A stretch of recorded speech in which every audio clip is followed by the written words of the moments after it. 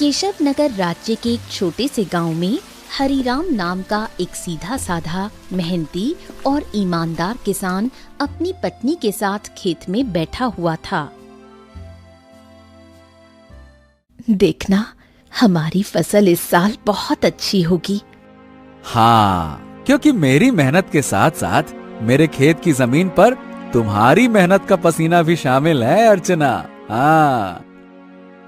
नहीं, सारे गांव में केवल तुम ही मेहनती और ईमानदार हो। तुम्हारे पास जमीन तो कम है, लेकिन तुम्हारा दिल बहुत बड़ा है। कुछ देर बाद दोनों पति पत्नी घर चले गए।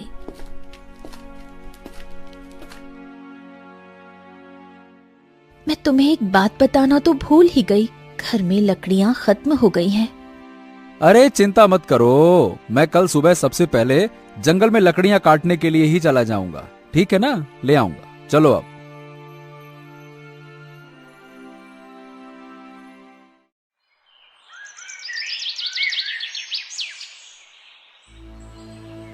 अगली सुबह हरिराम लकड़ियां काटने के लिए जंगल चला गया।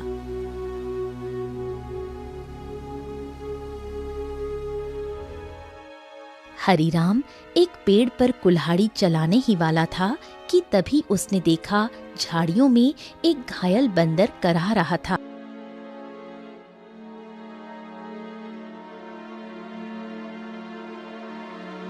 हे भगवान, बाप रे, इस बंदर को तो लगता है किसी ने बुरी तरह से घायल कर दिया है। जरूर किसी जंगली जानवर ने इसके ऊपर हमला किया होगा। बताओ भला, बेचारे का हाथ खून से भरा हुआ है। ओहो हो। हरिराम बंदर के पास बैठा था। काश तू बोल सकता तो बता सकता कि तेरी तकलीफ कहाँ है।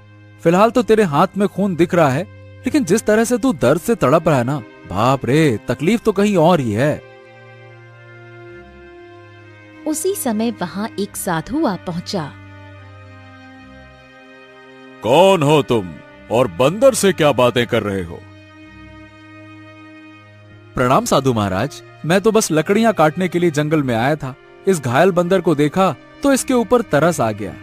लगता है किसी जंगली जानवर ने हमला किया है इसके ऊपर। देखिए ना, इसके हाथ से खून बह रहा है।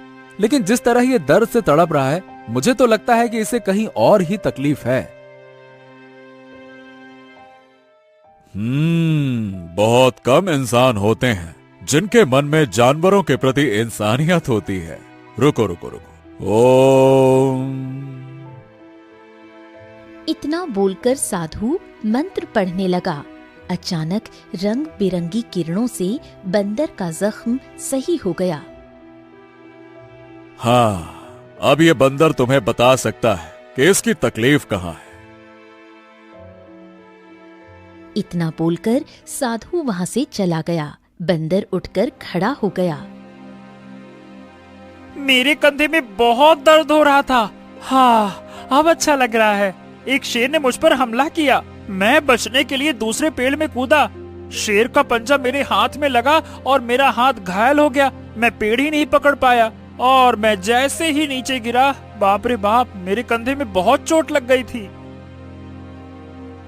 अरे, तुम तो बिल्कुल मनुष्य की आवाज में बात कर रहे हो। ये कैसे संभव हुआ? जब साधु ने मंत्र पढ़ा ना, तब मुझे ऐसा लगा कि मेरे अंदर बात करने की शक्ति आ गई है। मैंने बोला और मेरी आवाज तुम तक पहुंच गई। लगता है ये चमत्कार साधु बाबा ने किया है। हाँ।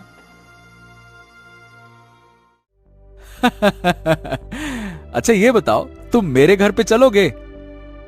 ओहो, अब तुमने मेरी जान बचाई है तो अब तो मैं तुम्हारे साथ ही चिपक गया हूँ। मतलब मैं तुम्हारे साथ ही रहूंगा। और क्योंकि मैं इंसानों की तरह बात करने लगा हूँ, तो मैं बंदरों से अब तो अलग हो गया हूँ ना। क्या करूंगा उन बंदरों के साथ रहकर?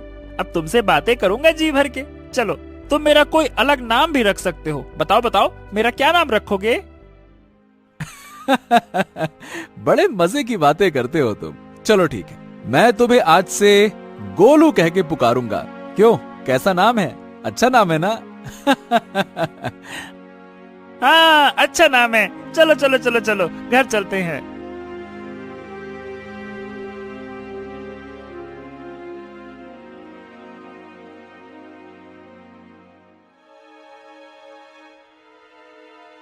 अरे, ये जंगल से तुम बंदर को क्यों पकड़ लाए? हरीराम पूरी घटना अर्चना को बताने लगा। क्या क्या वास्तव में बंदर बात कर सकता है? अरे तुम स्वयं पूछ लो। क्या नाम है तुम्हारा? मेरा नाम गोलू है। हरीराम ने मेरी जान बचाई है और अब मैं उसका साथी हूँ। साथी क्या, अब तो मैं तुम्हारे परिवार का हिस्सा हूँ। अर्चना आश्चर्य में पड़ गई। समय बीतने लगा। गोलू की मौजूदगी घर में नई जान ले आई थी। धीरे धीरे गोलू अर्चना के काम में हाथ बटाने लगा। गोलू अब हरीराम का सच्चा साथी बन चुका था। एक दिन गोलू हरीराम से बोला, हरीराम, अब मैं भी तुम्हारे साथ खेत में चलूंगा। क्या करूंगा घर में बैठे बैठे, मुझे भी चलना है। अरे गोलू, खेत का काम आसान नहीं होता, बहुत मेहनत लगती है। क्या करोगे तुम वहाँ पे? अरे क्या करूंगा क्या, मैं भी तुम्हारे साथ मेहनत करूंगा। और क्या मुझे कम मेहनती समझा है क्या?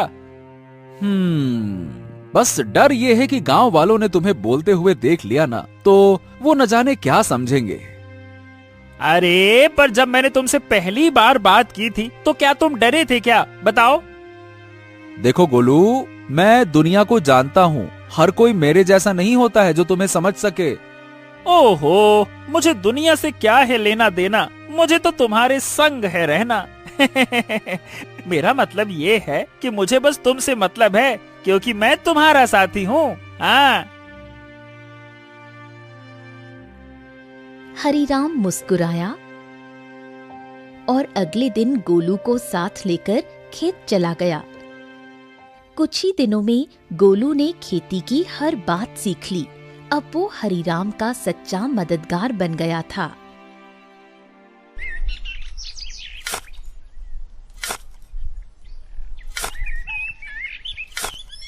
हरीराम, अरे आज की मिट्टी तो बहुत भारी लग रही है।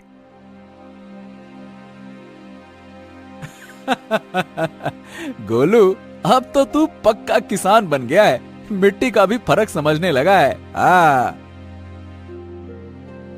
गोलू की बात अब गांव में फैलने लगी थी और ये बात आखिरकार पहुंची जमींदार चौधरी के कानों तक। क्या हरीराम के घर एक बंदर है जो इंसानों की तरह बोलता है? हाँ जमींदार साहब, मैं खुद देख चुका हूँ। अरे मैंने तो उसे बोलते हुए सुना भी है। पहली बार तो मैं डर गया था। अरे भैया, तो फिर उस बंदर को लेकर तमाशा करना चाहिए, उससे तो बड़ी अच्छी कमाई होगी। ये बात आपने बिल्कुल पते की कही जमींदार साहब। जमींदार की हंसी कुछ देर चली, फिर वो गंभीर हो गया। इस हरीराम की जमीन पर मेरी नजर बहुत समय से है। बाकी सब तो मेरे कर्जदार बन चुके हैं, पर ये ससुरा हरीराम ये कभी झुका ही नहीं। उसकी जमीन बहुत उपजाऊ है जमींदार, बंजर में भी फसल उग जाती है। अरे इसमें मिट्टी का कोई खेल नहीं है भीमा। उसकी किस्मत और सितारे बुलंद है, पर जिस दिन वो सितारे गिरेंगे ना, उसी दिन ये खेत मेरा होगा और हरीराम मेरे कदमों में होगा, देख लेना तुम।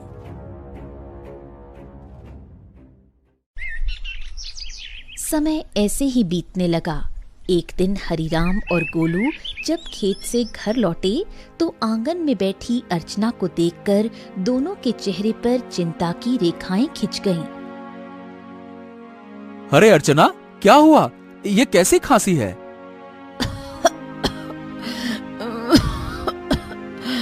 कुछ दिनों से खांसी हो रही है, अब तो दिन ब दिन और भी बढ़ती जा रही है।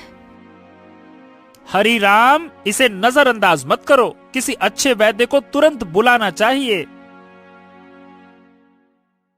हरीराम ने देर न करते हुए गांव के एक अनुभवी वैद्य को बुला लिया। वैद्य ने अर्चना को ध्यान से देखा। हरीराम, देखो, इन्हें एक विचित्र बीमारी हो गई है। अगर समय पर इलाज न मिला तो ये जानलेवा हो सकती है। हाँ, नहीं नहीं नहीं नहीं वैद्य जी, आप तो इलाज शुरू कीजिए, मैं कोई कसर नहीं छोड़ूंगा।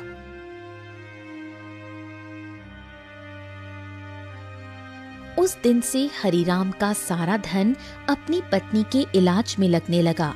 हफ्तों बीतते गए और एक दिन ऐसा आया जब उसकी सारी जमा पूंजी खत्म हो गई।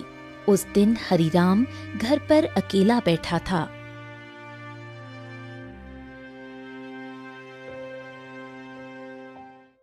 ऐसे उदास मत बैठिए, मैं अपने आप ठीक हो जाऊंगी।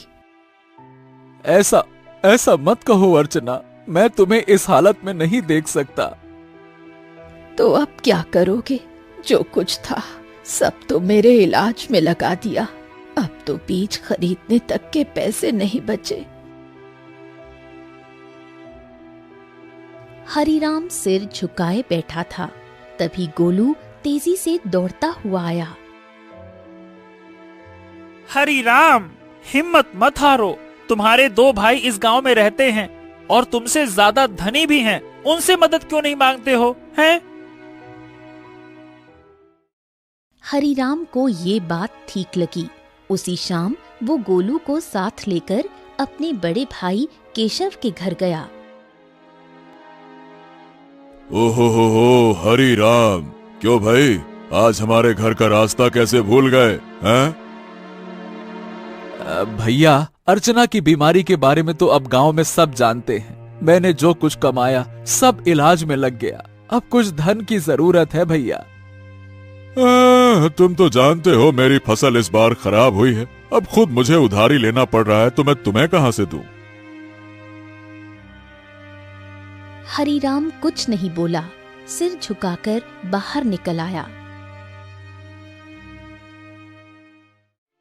अरे वो झूठ बोल रहा था हरिराम, मैंने उसके चेहरे को देखा है, वो देना ही नहीं चाहता था।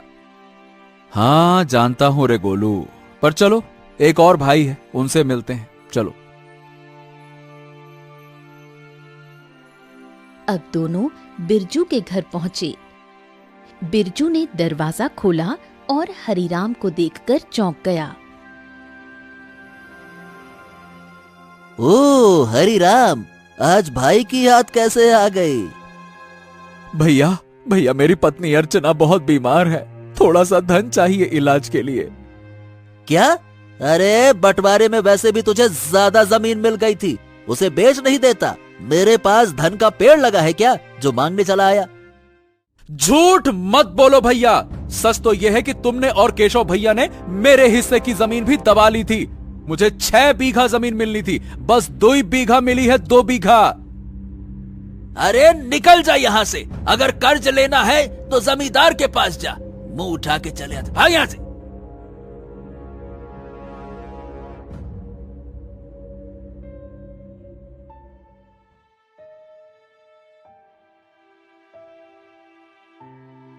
कैसे भाई हैं तुम्हारे हरिराम, एक भी मदद को तैयार ही नहीं है। हाँ, इस दुनिया में इंसान ऐसे ही होते हैं, मतलबी, अपना पराया कुछ नहीं देखते। तो अब क्या करोगे? क्या जमींदार के पास जाओगे?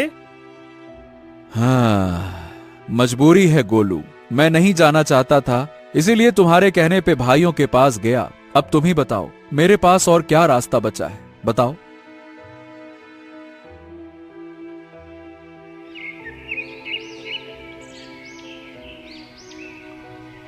अगले दिन हरिराम और गोलू जमींदार की हवेली में जा पहुंचे।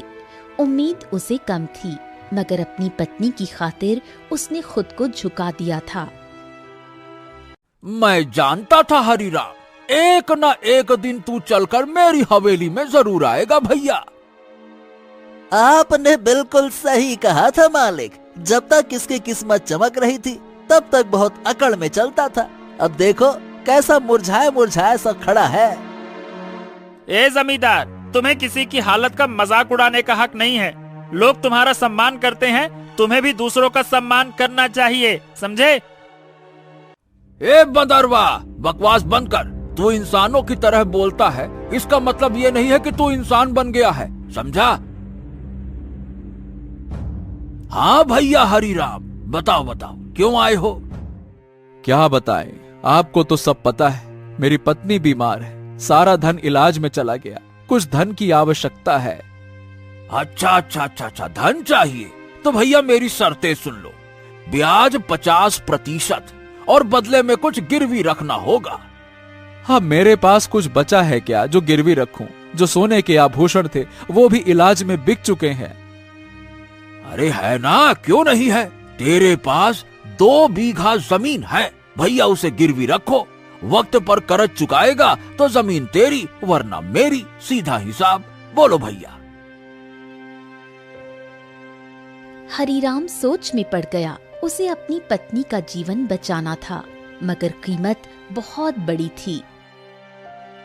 अरे ये तो सरासर अन्याय है। तुम किसी की मजबूरी का फायदा उठा रहे हो।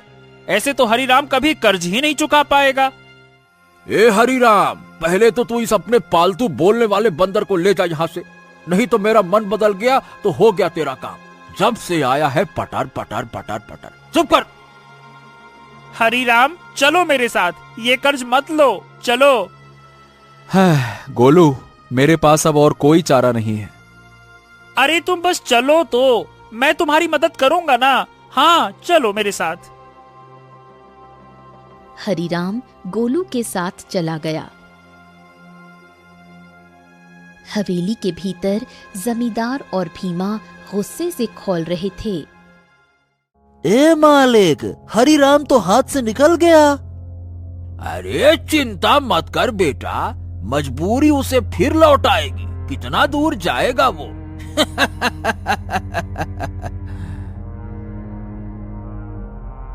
हरीराम गोलू के साथ घर पर आ पहुंचा और गोलू तुरंत वहां से चला गया। शाम तक गोलू लौटकर नहीं आया। हरीराम और अर्चना की चिंता बढ़ने लगी। गोलू अब तक क्यों नहीं आया? कहीं जमींदार ने उसे कुछ कर तो नहीं दिया? अरे पता नहीं कहां गया। मेरा मन भी बड़ा बेचैन है। रात बीत गई। सुबह सूरज की किरणों के साथ ही गोलू वहां पहुंचा, हाथ में एक चमकती जड़ी बूटी के साथ। अरे गोलू, तू कहां था? हमें लगा कहीं तुझे कुछ हो तो नहीं गया। अरे मैं जंगल गया था उन साधु महाराज को ढूंढने जिनसे मुझे बोलने की शक्ति मिली थी। उन्हें मैंने सारी बात बताई और उन्होंने दया करके ये जड़ी बूटी दी है। उन्होंने कहा है कि इससे बड़ी बीमारी ठीक हो सकती है। हाँ। गोलू ने वो जड़ी बूटी अर्चना को दे दी। कुछ देर बाद अर्चना की आंखों में चमक लौट आई। मुझे बिल्कुल स्वस्थ महसूस हो रहा है, जैसे मैं कभी बीमार ही नहीं थी। हाँ। अर्चना, तुम्हारी खांसी भी ठीक हो गई। और गोलू, तू तो हमारे लिए देवता बन गया। अगर तू नहीं होता तो मैं जमींदार से कर्ज लेकर अपनी खेती भी खो बैठता।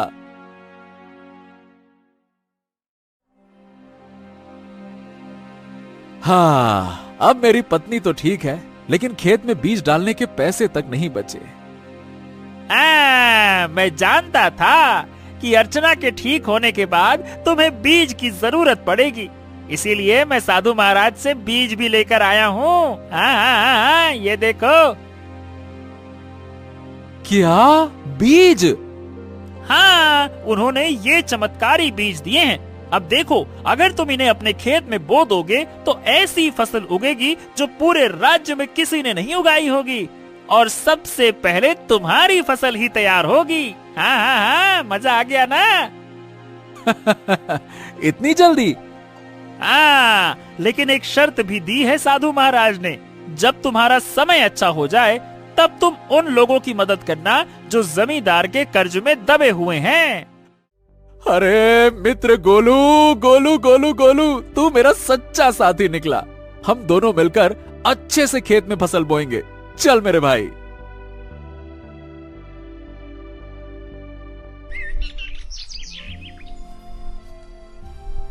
अगले ही दिन हरीराम, गोलू और अर्चना ने मिलकर खेत जोता, बीज बोया और आकाश की ओर देखकर मेहनत का वादा किया।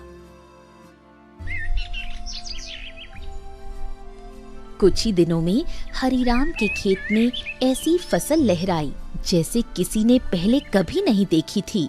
गांव वाले चकित रह गए। अरे देखो रे देखो, हरिराम के खेत में तो जैसे सोने जैसी फसल लहरा रही है। हाँ हाँ हाँ हाँ हाँ। हाँ, हमारी फसल तो अभी जामी भी नहीं है और इसकी तो फसल भी तैयार हो गई। और उसकी बीवी अर्चना, जो कि महीनों बीमार रही, अब रोज खेत में काम करती है। भैया, ये तो कोई चमत्कार ही लगता है।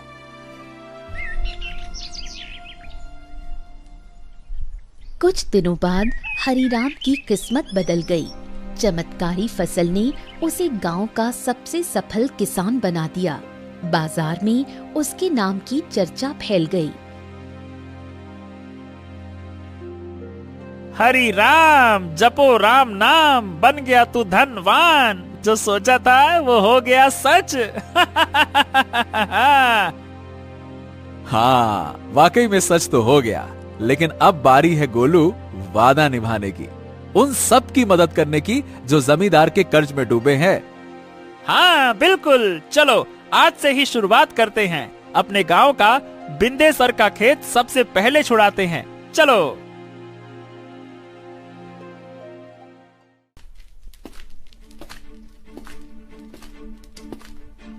हरिराम और गोलू ने अपना मुनाफा इकट्ठा किया और एक एक कर गांव वालों का कर्ज चुकाने लगे। बिंदेसर, भोलू, रज्जो सभी ने अपनी जमीन वापस पा ली।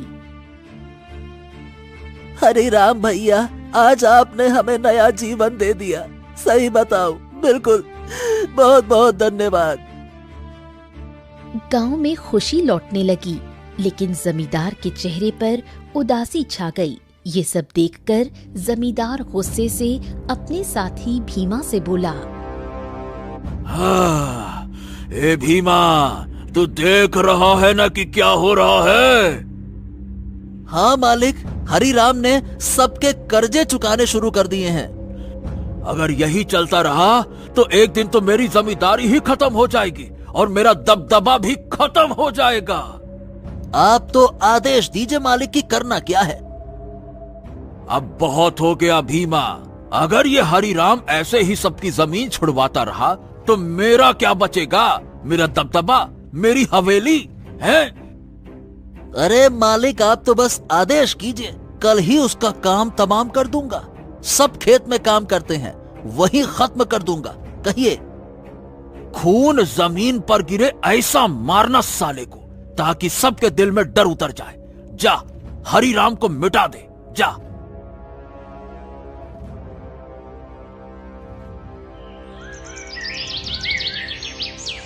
सुबह का सूरज उगा, लेकिन किसी तूफान से पहले की शांति जैसा लग रहा था।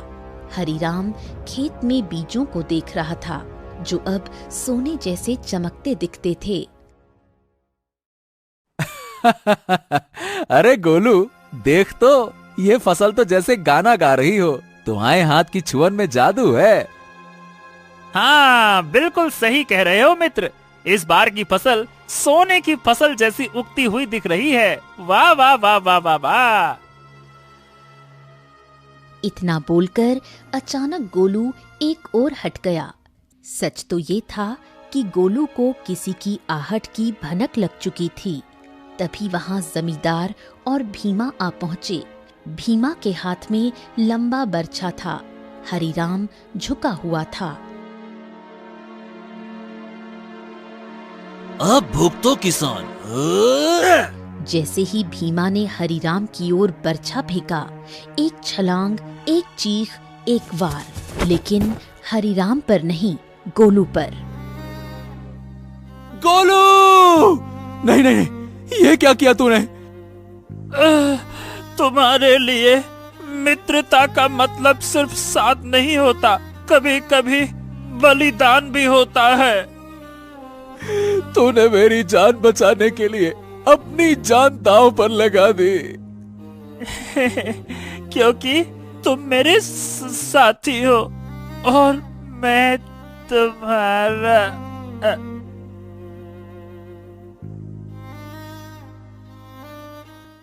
जमींदार और भीमा अविश्वास भरी नजरों से घायल गोलू को देखने लगे। भीमा जमींदार की ओर देखकर बोला, अरे ये क्या जमींदार, इस मूर्ख बंदर ने तो हरिराम के ऊपर लगने वाला वार अपने ऊपर ले लिया। हाँ, तुमने सही कहा, लेकिन मैं फिर भी हरिराम को जीवित नहीं छोड़ूंगा। इतना बोलकर जमींदार गोलू की ओर देखकर क्रोधित अवस्था में बोला, अरे तू मूर्ख का मूर्ख बंदर ही रहा। अरे तू इंसानों की तरह बोल सकता था और इंसानों की तरह रहने लगा था, लेकिन तू इंसानों की तरह चतुराई नहीं सीख सका। तुझे क्या जरूरत थी अपने ऊपर वार लेने की? क्या आवश्यकता थी बलिदान देने की? मूर्ख बंदर कहीं का, तूने मेरे सारे किए कराए पर पानी फेर दिया। लेकिन तुझे क्या लगता है कि मैं हरिराम को जीवित छोड़ दूंगा? नहीं, मैं हरिराम को जीवित बिल्कुल नहीं छोड़ूंगा, क्योंकि उसकी वजह से ही मेरा गांव में दबदबा समाप्त हुआ है। तेरा ये बलिदान बेकार जाएगा रे मूर्ख बंदर, रुक जा। गोलू के होठों पर एक हल्की मुस्कान अब भी जिंदा थी। गोलू ने अपने मित्र हरिराम को मुस्कुराते हुए देखते हुए ही दम तोड़ दिया। तभी वहां वही साधु प्रकट हो गया जिसने गोलू को बोलने की शक्ति दी थी और जिसने गोलू को हरिराम की पत्नी को बीमारी से बचाने के लिए जड़ी बूटी और जादुई बीज दिए थे। साधु क्रोधित अवस्था में जमींदार और भीमा की तरफ देखकर बोला, जिसने निर्दोष की जान ली उसका पाप अब उससे बदला मांगेगा। जमींदार और भीमा, तुम दोनों ने बहुत बड़ा पाप किया है। तुम्हें इस संसार में खुलेआम रहने का कोई अधिकार नहीं है। तुम दोनों समाज के लिए खतरा हो। रुक जाओ।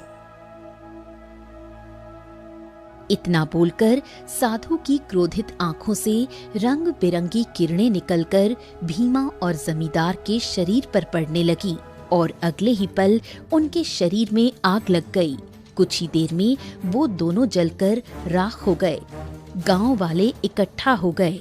साधु हरिराम की ओर देखकर बोला, हाँ, तुम्हारा और गोलू का साथ यहीं तक लिखा था हरिराम।